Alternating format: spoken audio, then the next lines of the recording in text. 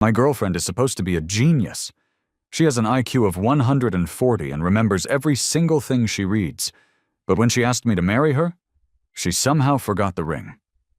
When we went to the courthouse to get our marriage license, she claimed she forgot the paperwork at home. And on the actual day of our wedding, she forgot to show up.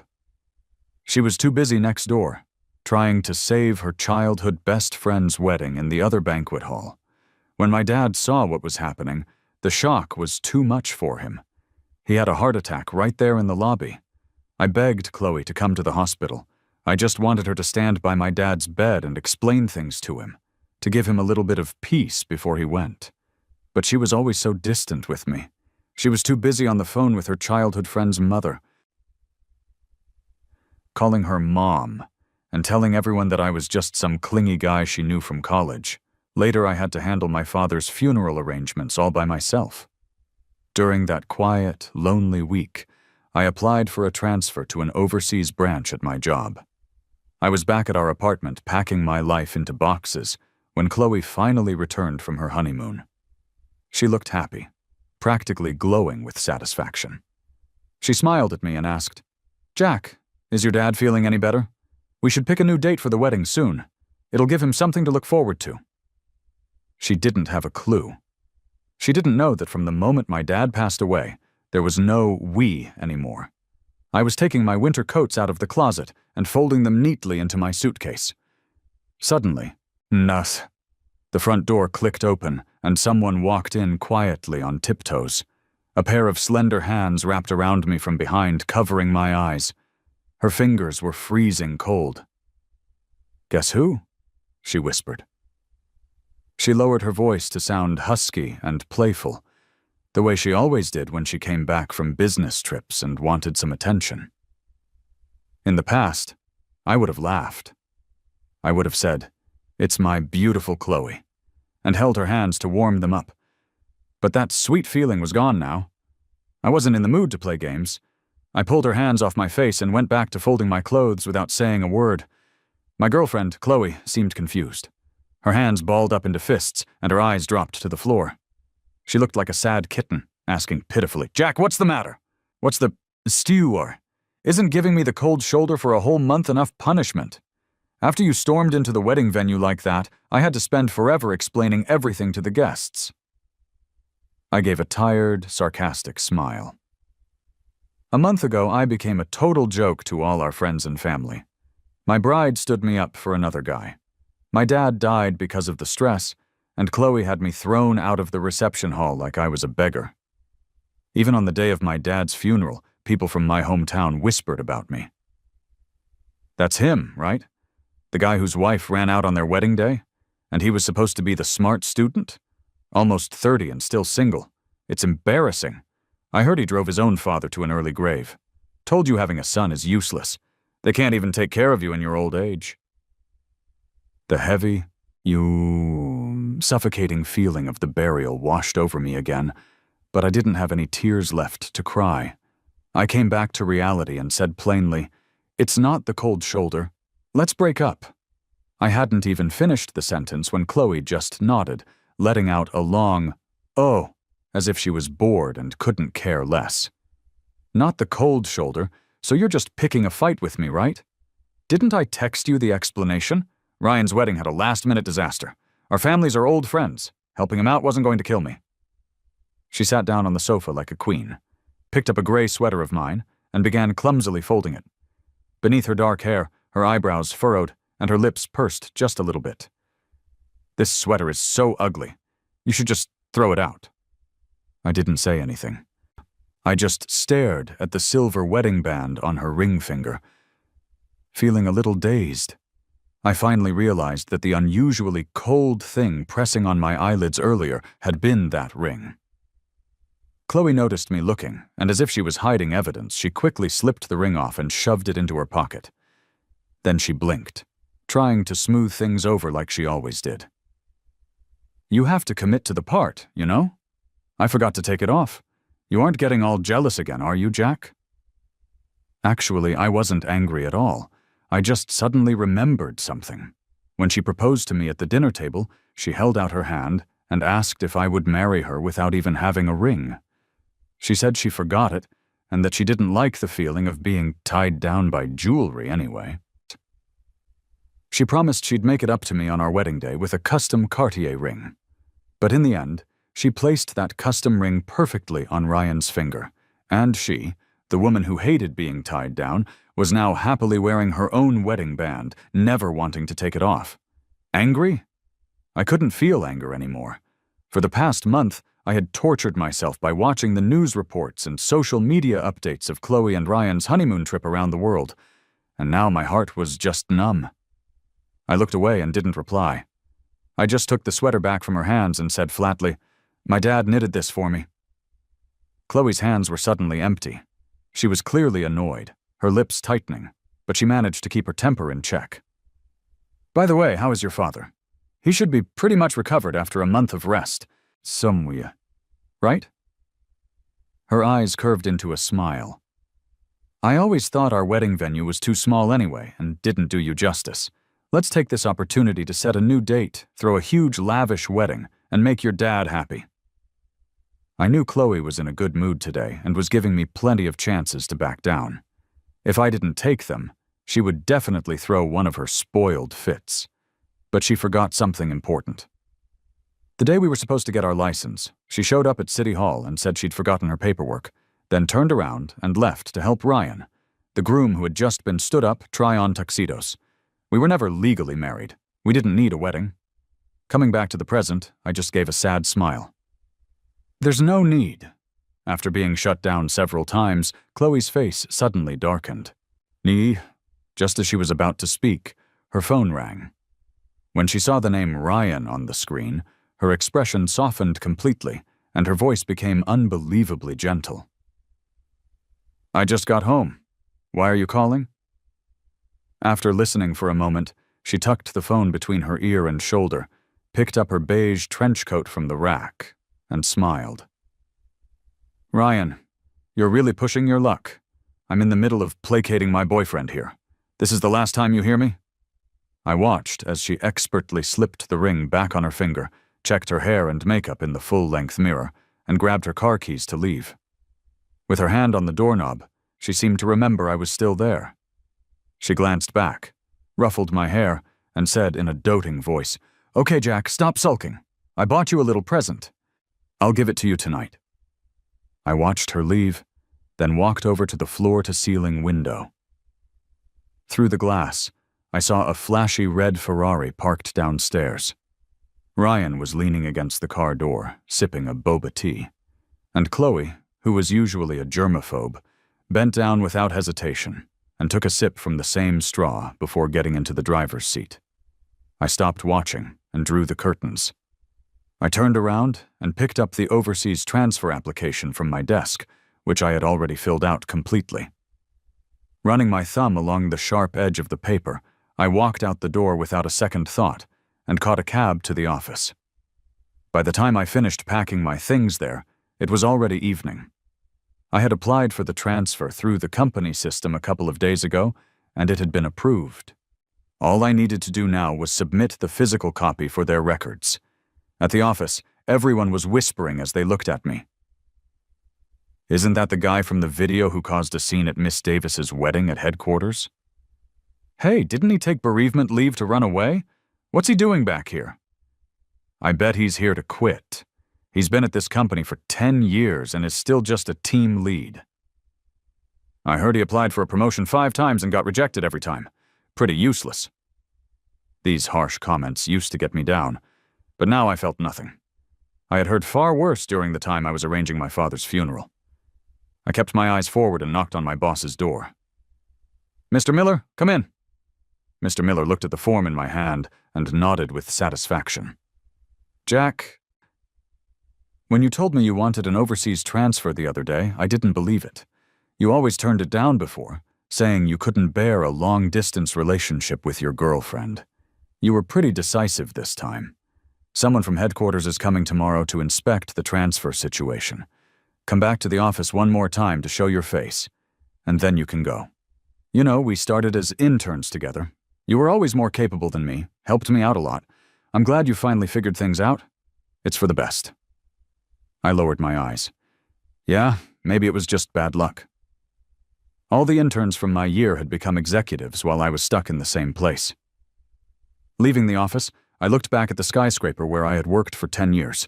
In those 10 years, Chloe's family company had grown stronger and stronger, with even its branch offices soaring into the clouds.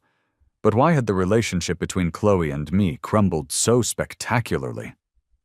The way Chloe and I met was a classic story of a rich girl and a poor boy. My mother died when I was young, and my father raised me on his own. Back then, outside of class, I spent every spare minute working part-time jobs, even sitting in on classes for other students, until one guy not only refused to pay me, but also brought his roommates to corner me, trying to take all the money I had. I was in despair. It was Chloe who saved me, showing up with her bodyguards, pulling me up from the ground, and even offering to buy me dinner. She blushed and said her grades were bad and she was afraid of failing, asking me to help her cram for finals. I knew her grades were excellent. It was just her way of helping me. I was drawn to her sunny, cheerful nature, a kind of brightness that seemed like it had never known hardship. The day I agreed to be her boyfriend, she held my hand and announced to everyone on campus, "This is my boyfriend, the smartest guy in school." When we graduated, I gave up a full scholarship to study abroad. When I started working, I turned down a 6-figure executive job at a big tech firm overseas. All I wanted was to be with Chloe, to simply marry her, have children, and grow old together. But everything changed a year ago, the day her childhood sweetheart Ryan came back from abroad.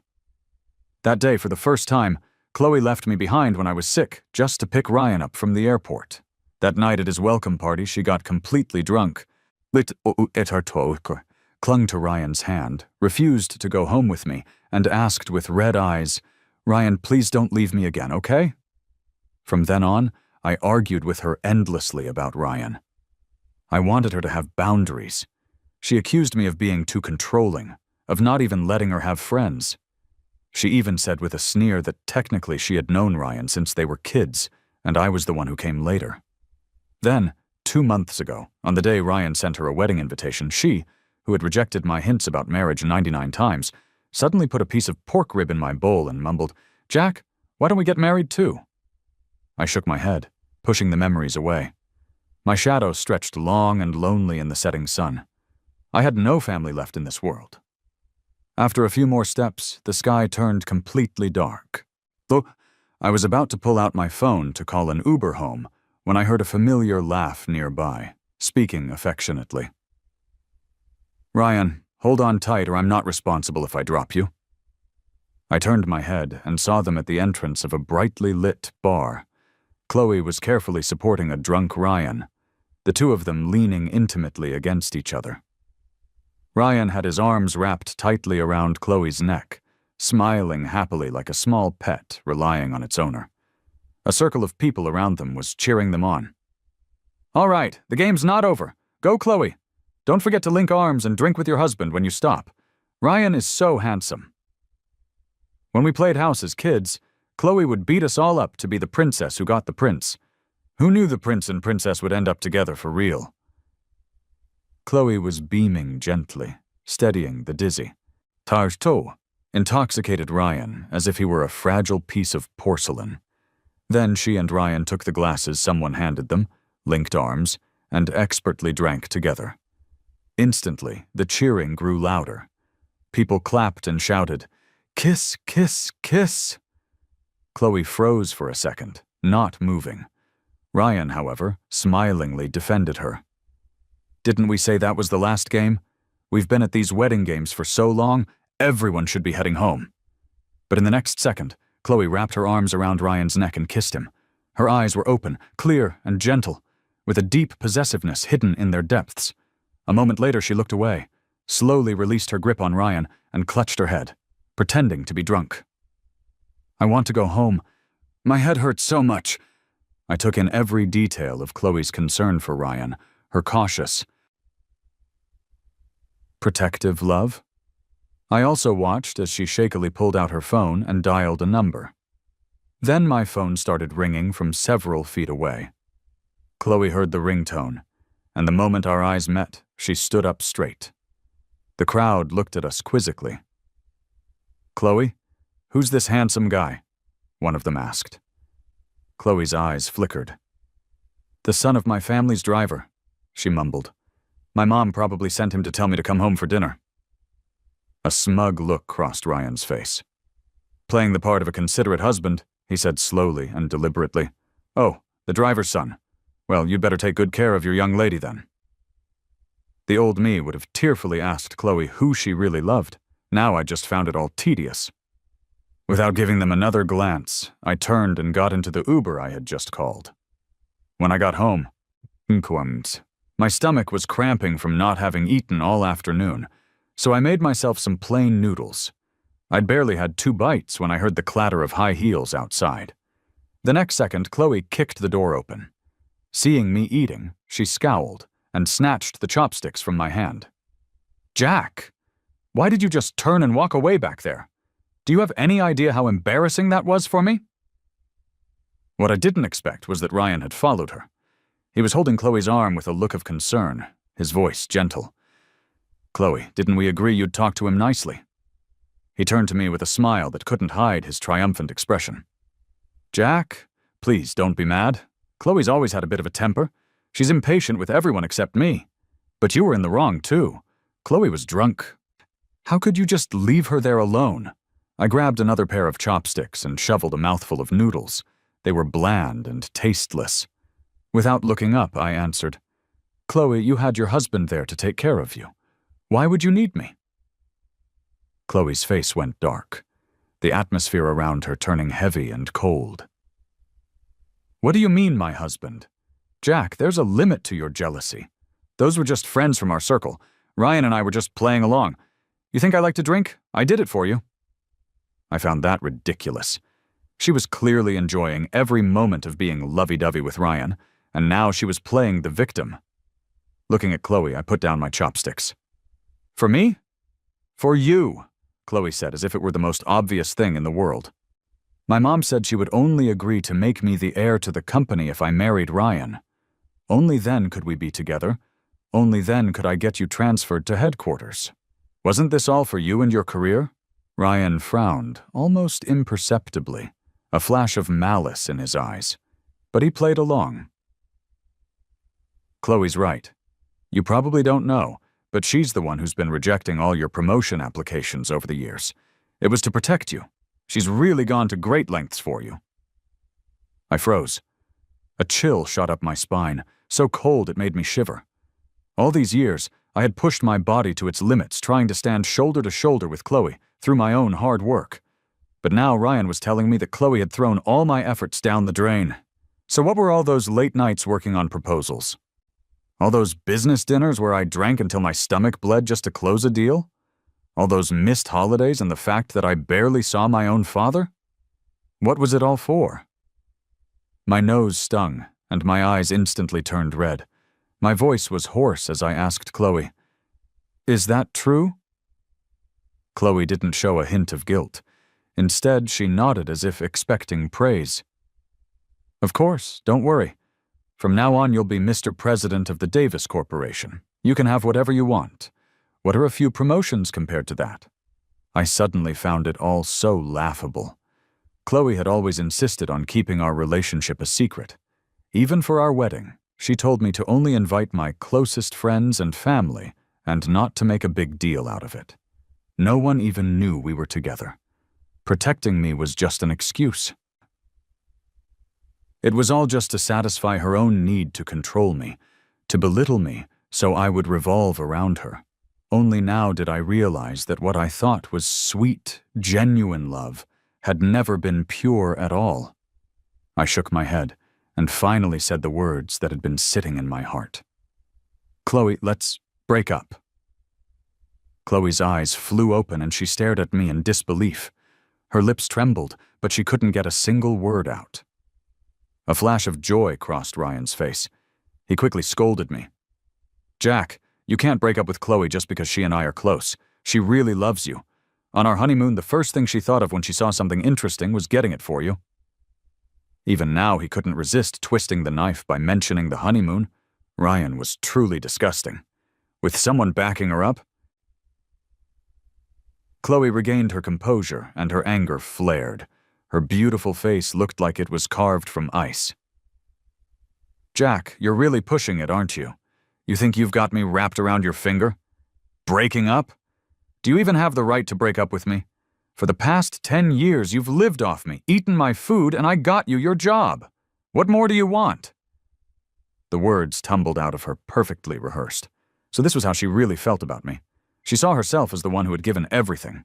The old me might have argued with her, debated who had truly sacrificed more. But now, looking at her furious face, I suddenly smiled. "Thank you." Instantly, Chloe's anger seemed to deflate. "Thank you for what?" she mumbled. My lips remained curved in a smile. "Thank you," I said calmly. "For letting me know that in your heart, I'm just a pathetic loser who can't survive without you."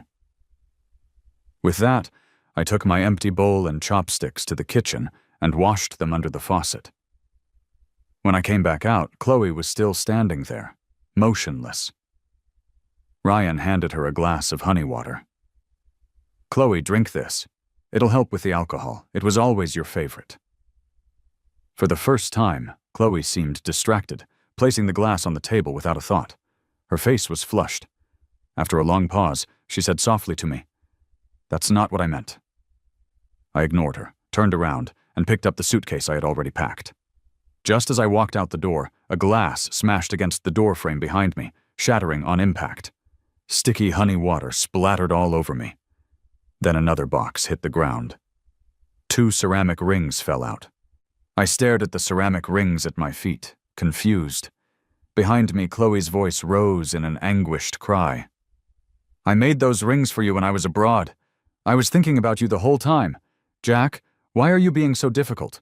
Why are you running away from home?" I had to laugh. What was she thinking? The inside of the rings was engraved with the initials of her name and Ryan's.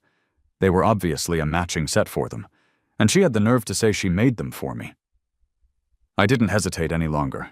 I grabbed my suitcase and found a hotel to spend the night. I was leaving the city tomorrow anyway. The next morning I showered and went to the office. I never expected what I'd walk into. The moment I entered, I was met with a chorus of praise. "Wow, Miss Davis and Mr. Coleman, you two look so perfect together. You're even wearing matching outfits. I ship it so hard." "Miss Davis, Mr. Coleman, I'm a huge fan of you two as a couple. Can I get a picture?" There stood Chloe and Ryan, arm in arm in the center of the office, basking in everyone's adoration, while Mr. Miller stood beside them, smiling obsequiously. So they were the people from headquarters. Seeing me, Mr. Miller made the introduction. "Jack, this is our president from headquarters, Miss Davis, and our vice president, Mr. Coleman. They're here to review the overseas transfer situation."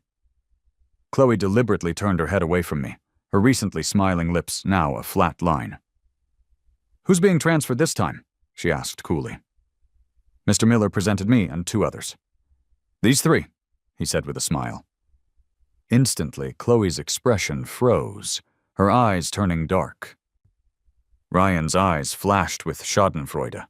He immediately jumped in, scolding Mr. Miller with feigned shock. "How do you people do your jobs? Don't you know our company has a strict policy against transferring married employees or those with children? Both the applicant and the approver will be penalized." Mr. Miller looked completely baffled. "But none of them are married," he stammered. Chloe's face was grim. She pointed at me and said coldly, "Didn't this man take marriage leave a while ago?" Mr. Miller sighed softly and answered honestly. He initially requested marriage leave, but it must have been a mistake. He later changed it to bereavement leave. His father passed away. At these words, Chloe's face went deathly pale. Her outstretched finger stiffened and she stared at me in disbelief. As if remembering something, her eyes flickered. "Why didn't you tell me?" she asked in a low voice. "That your father had passed away?"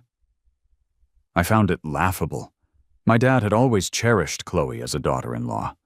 He used to say that I was blessed to marry her, and always looked forward to the day she would call him Dad. But what he got was Chloe marrying someone else and affectionately calling another man's father Dad. "Is that necessary, Miss Davis?" I said flatly. "Does headquarters really need to manage the personal affairs of every single employee?" Chloe felt something slipping out of her control, and the feeling of unease was growing. She gritted her teeth, her anger flaring up. "What do you mean, not necessary? I was his daughter-in-law." "Whose daughter-in-law are you?" As everyone stared in shock, the main doors of the office swung open. A middle-aged woman walked in, the fine lines around her eyes radiating a sharp, natural authority. It was Chloe's mother, the true power at Davis Corporation, the chairwoman. Everyone snapped to attention. "Good morning, Chairwoman Davis," they chorused. The chairwoman nodded, then turned her head and smiled at Ryan.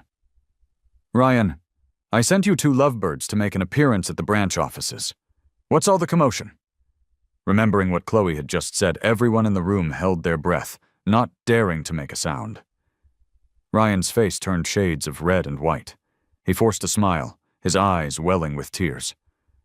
"One of Chloe's best friends is Jack's wife. When Chloe heard he was being transferred, she just wanted to stand up for a friend." Under the chairwoman's sharp gaze, Chloe bit her lip and remained silent. Her fists clenched at her sides. The chairwoman's eyes narrowed. "Someone dared to violate company policy?" she said sternly. "I'd like to see who was so bold."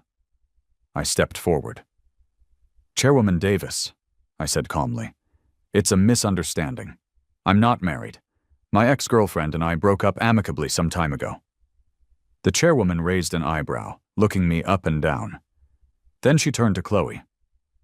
"I've seen Jack Chen's file. The young man is indeed single. Are you mistaken? He has a flight to catch for his transfer today. Don't hold him up." "A flight to catch?" Chloe's pupils contracted violently. Turning to see my calm expression, her heart skipped a beat.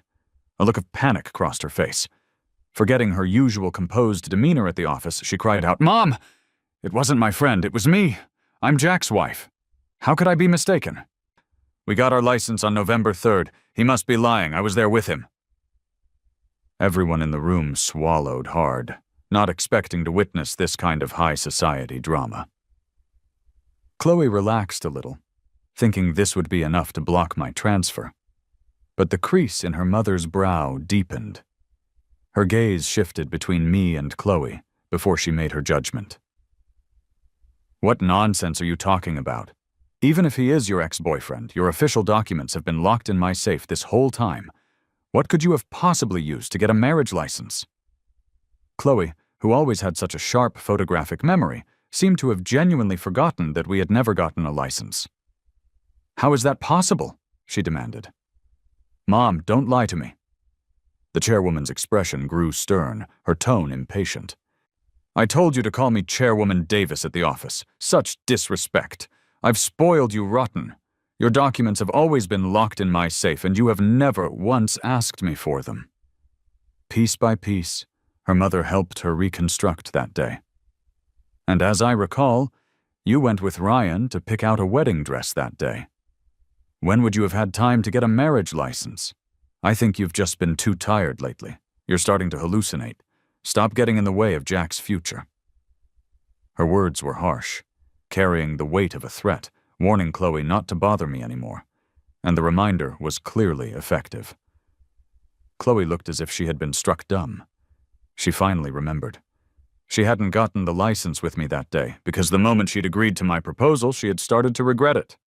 So she had deliberately dragged her feet on the way to City Hall, pretended to have forgotten her documents, and then said to me with a guilty look, "I'm so sorry, Jack. Can we get the license after the wedding?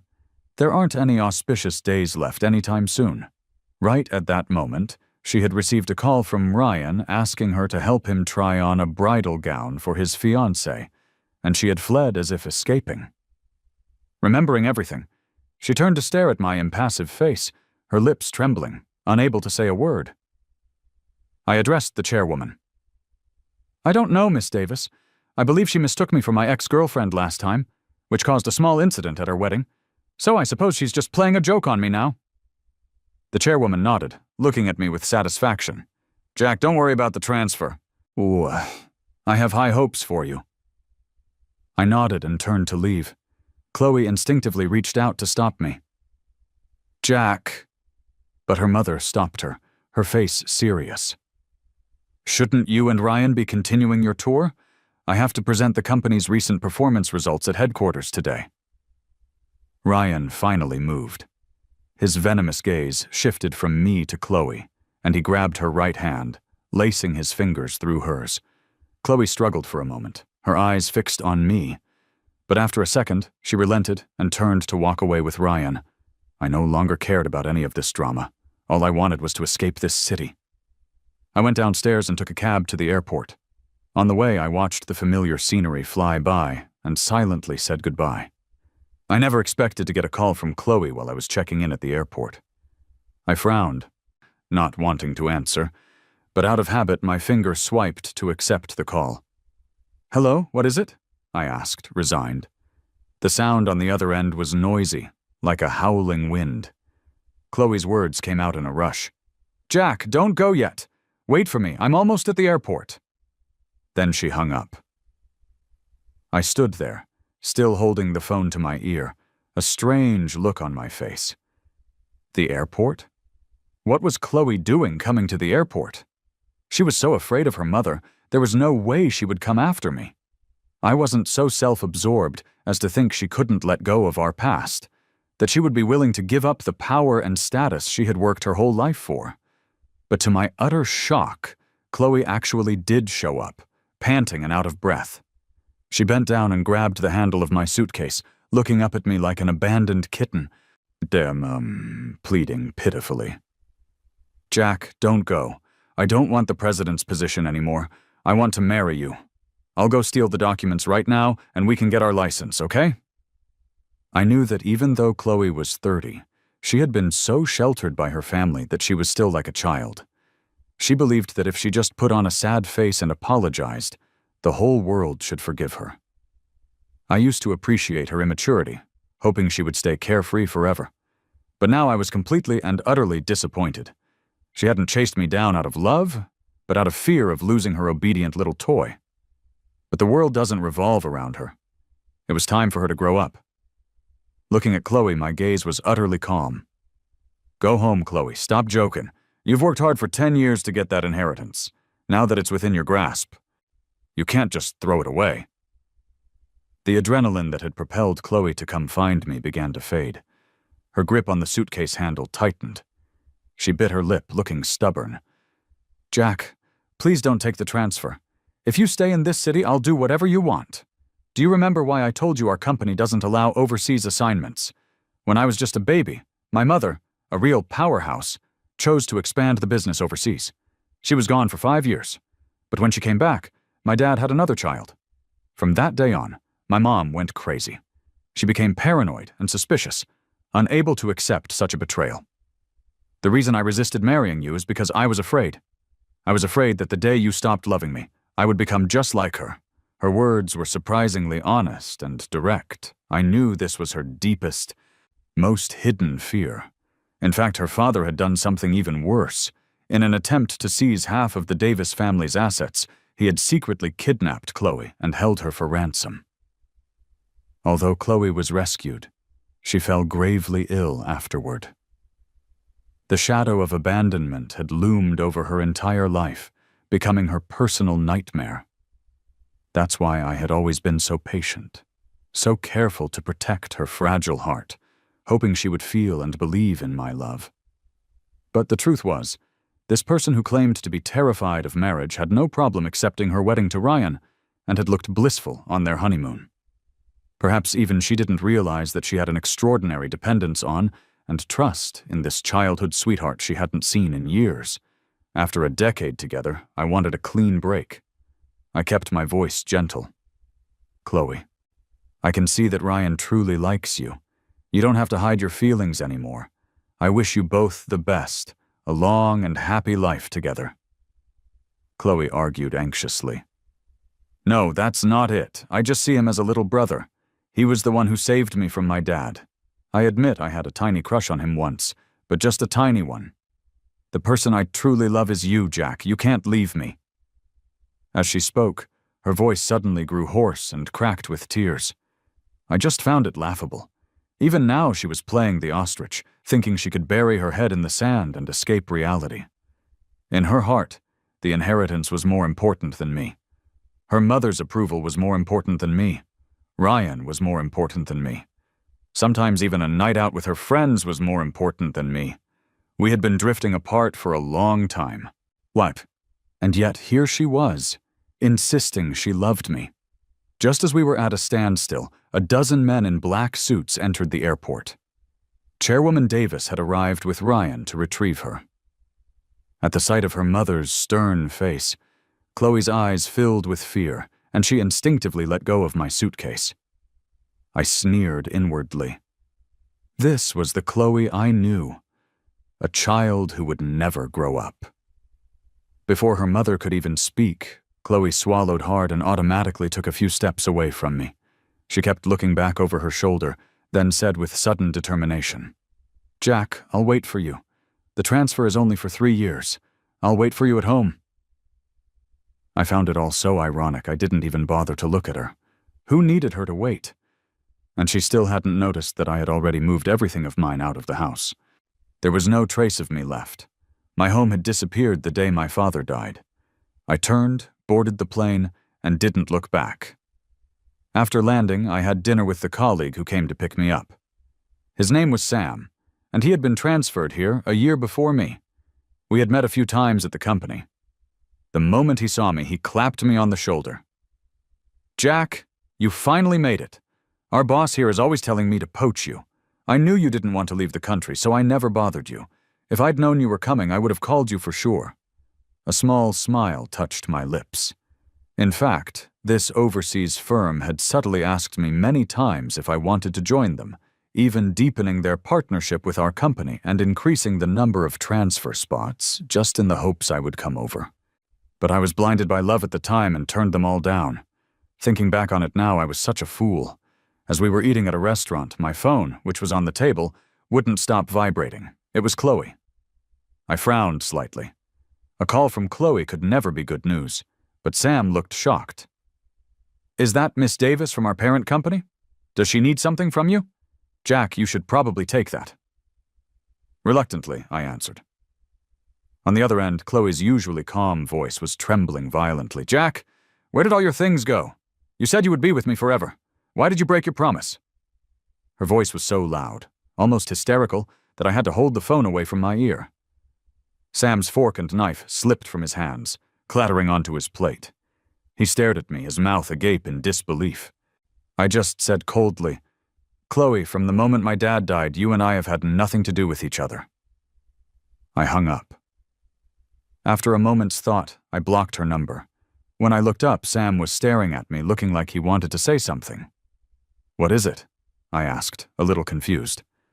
Sam stammered, "Jack, the girlfriend you were always talking about. Was that Miss Davis? But someone in the company chat sent me a video a while back." I understood. Everyone at the company knew I had a girlfriend of 10 years, but no one knew who she was. Some even suspected I was just a lonely guy making it all up.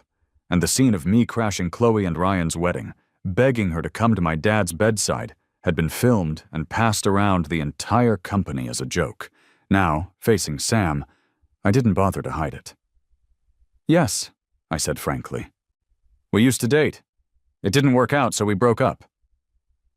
Sam, having pieced together his own version of the story, looked at me with sympathy and patted my shoulder.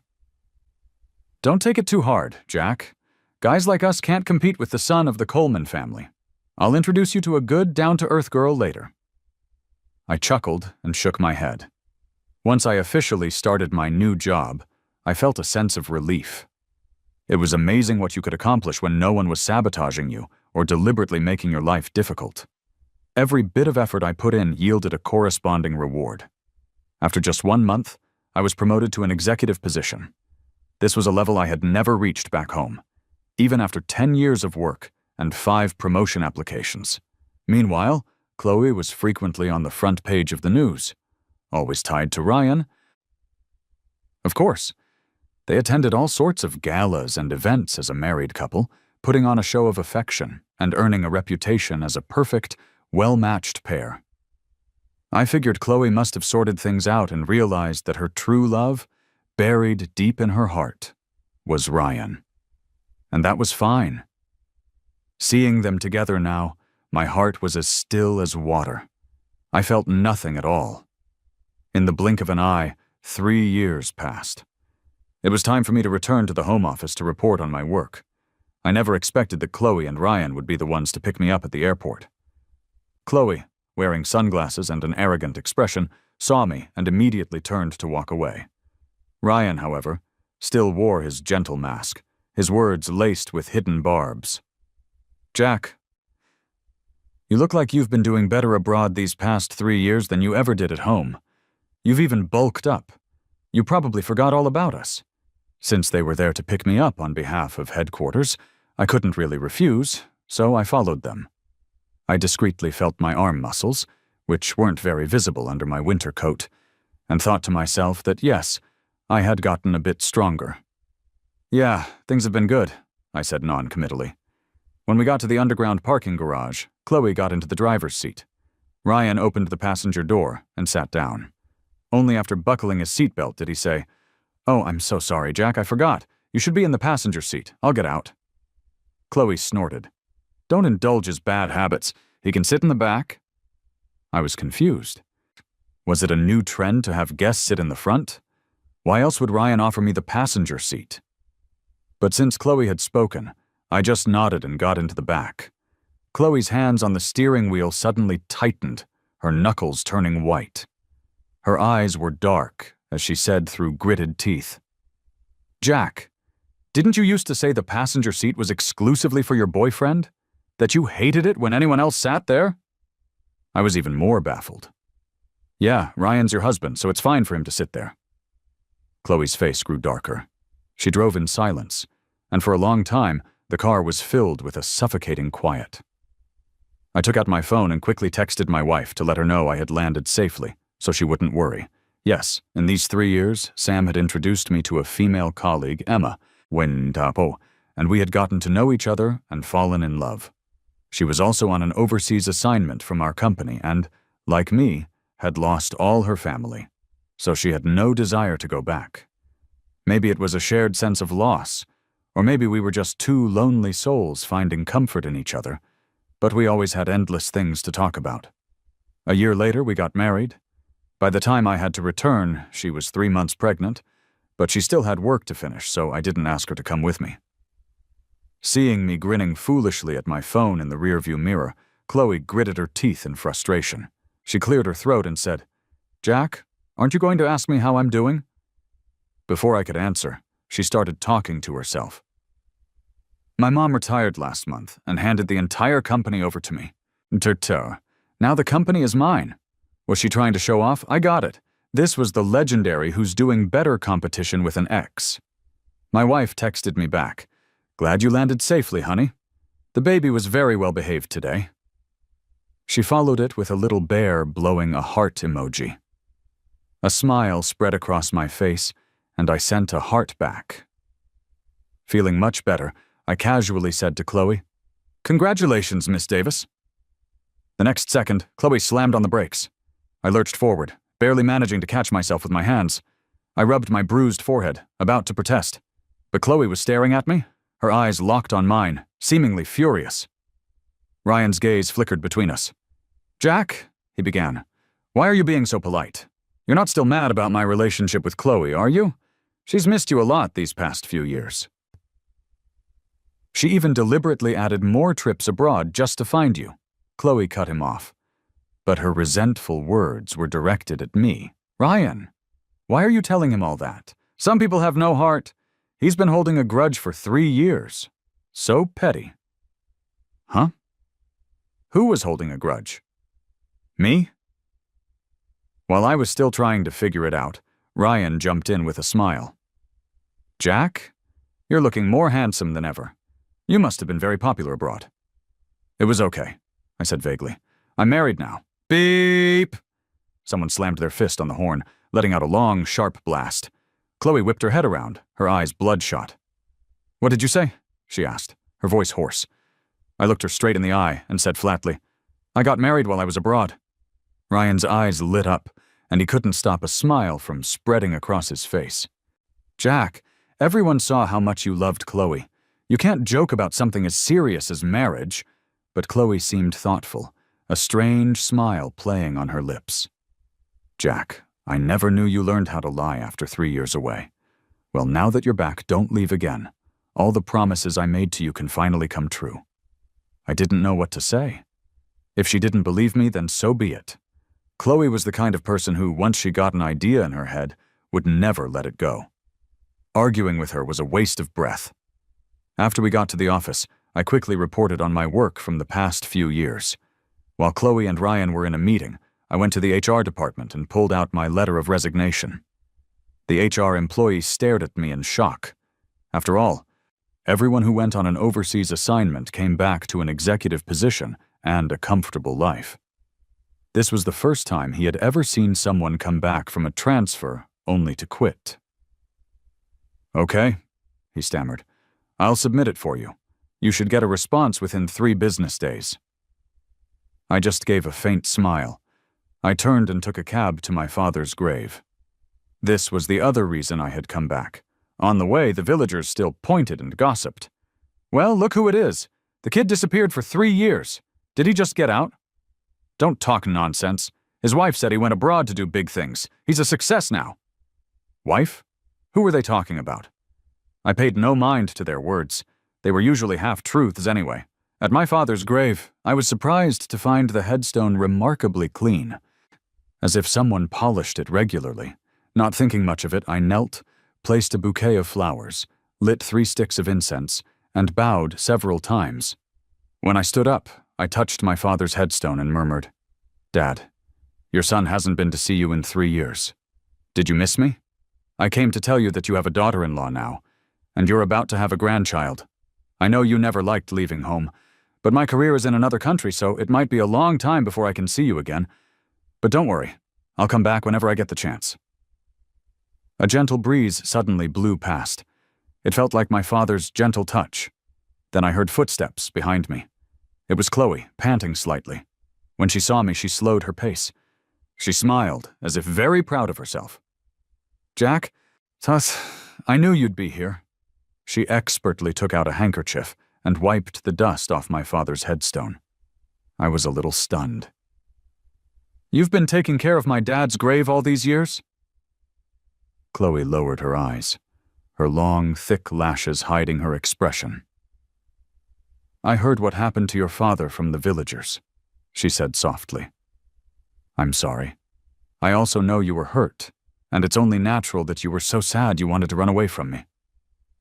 I hadn't chosen the transfer to run away from her, no matter what she imagined. "Thank you," I said honestly, "but I didn't take the transfer because of you. I did it for myself, for my youth, for all my hard work." Chloe suddenly pulled me into a hug, her arms wrapped tightly around me. "Why are you still being so stubborn?" she mumbled into my chest. "Don't worry. I'm in charge of the company now, and Ryan and I are about to go through with the marriage falling apart part of the script. The moment we're divorced, I'll get my license with you and we'll go public." I think Chloe's brain might work differently from other people's. We hadn't had any contact in 3 years. How did she jump to the conclusion that we would go public? How could she possibly think we were still in a relationship? I pushed her away, afraid her grip was strong enough to hurt me. But Chloe was completely oblivious to how bizarre she was being. Before I could say anything, she was pulling me away. "Jack, I've thrown a celebratory party for you at the branch office. You're coming back with me right now." On the way, Chloe talked nonstop, leaving no room for me to get a word in. When we got back to the office, I saw that the lobby had been decorated with streamers and a banner celebrating my return. Ryan, however, did not look happy, his face tense. The moment he saw Chloe, he breathed a sigh of relief and squeezed through the crowd with a smile. "Chloe, you're finally here. Everyone's been waiting for you."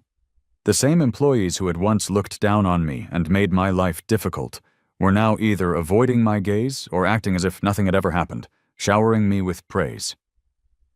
"Mr. Chen, I always knew you were a talented man, and now look at you." "Mr. Chen, do you remember me? I used to be on your team. Even back then, I knew our team lead was destined for great things." Chloe smiled, clearly very pleased with herself. Until the HR employee walked up to her with a conflicted look on his face and handed her a piece of paper. She looked annoyed. "We're celebrating right now. Can't this wait until business hours?" Despite her words, she took the paper. Her expression changed drastically.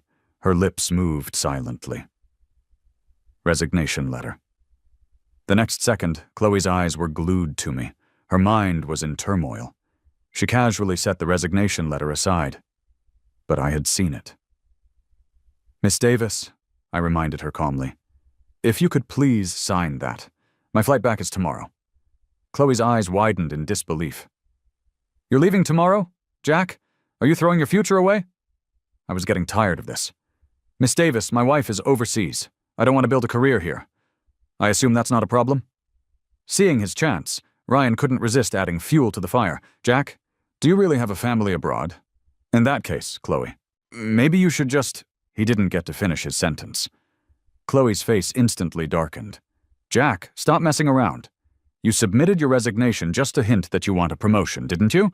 I've already decided to transfer you to headquarters as a vice president. What more could you possibly want?" Ryan, the current vice president, flinched, clearly unhappy with the suggestion. Just as we reached a stalemate, a gentle, pleasant female voice cut through the tension. "Is this where Jack Chen works?"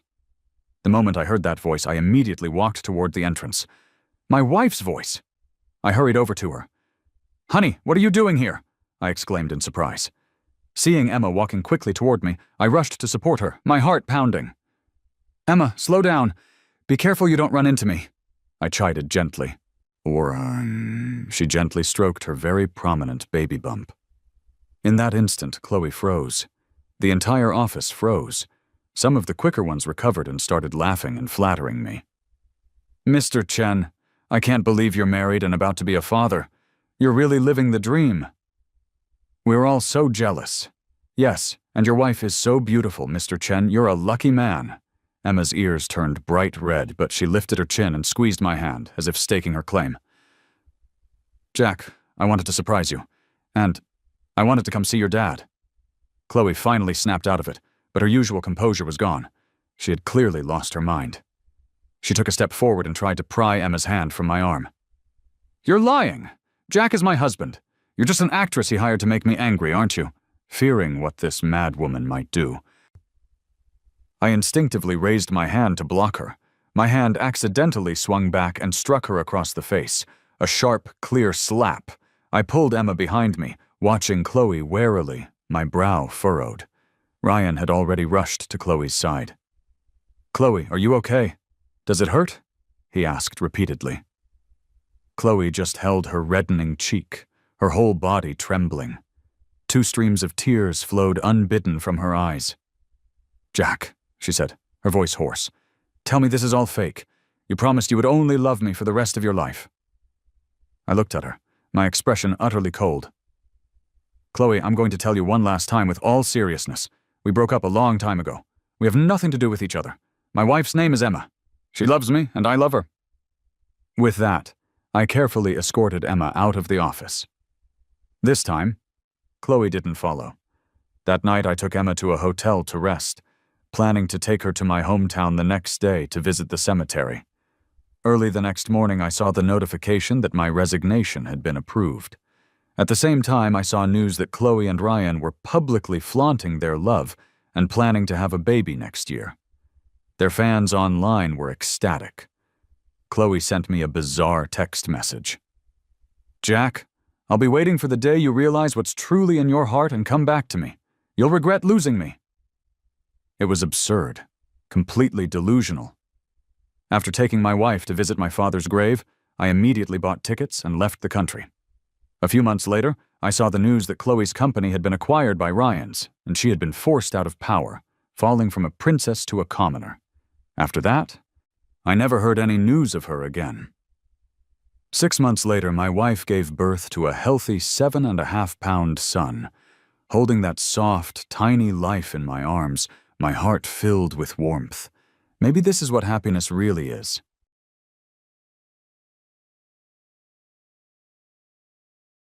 I need a sub for that hot dog.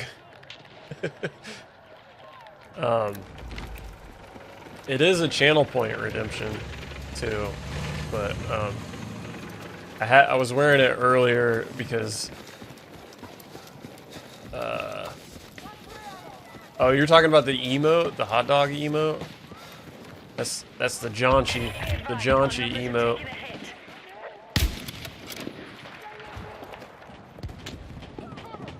I'm gonna whiff every fucking shot right now.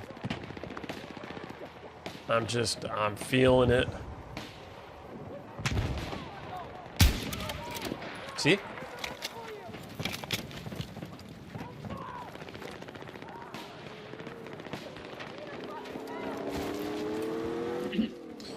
Yeah, that's the Jonchi emote. There was this other one I showed Tank earlier that I'm debating on using because it's just fucking ridiculous. I think I still have it pulled up. No, I don't.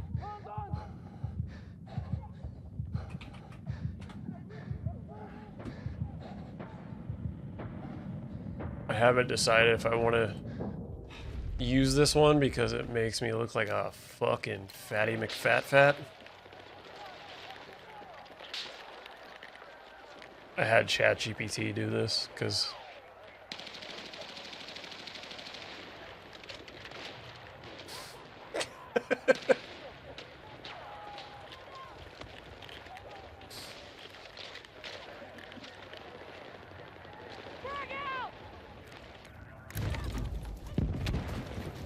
I haven't decided if I want to use that. Oh, who's already dead?